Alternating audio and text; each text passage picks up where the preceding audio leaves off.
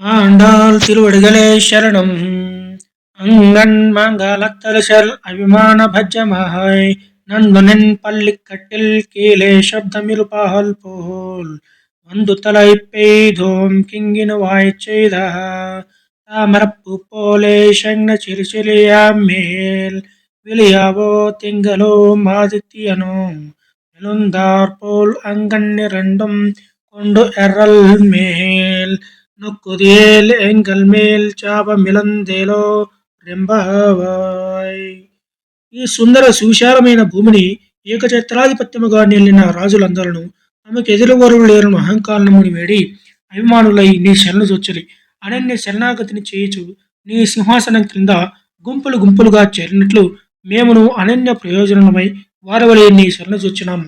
మాకు నీవు దక్క వేరు దిక్కు లేదు స్వామి.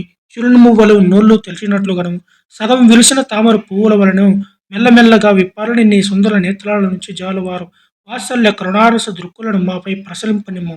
సూర్యచంద్రులు ఉదయించినట్లు కనిచించు నీ కనుదోయి నుంచి జాలువారే కరుణా వాత్సల్యం అసదృక్కులు మాపై ప్రసరించినచో మా కర్మబంధములనే తొలగిపోవును. కనుక మా కర్మబంధములు తొలగనే మేము నిన్ను చేరుకుందుము కదా.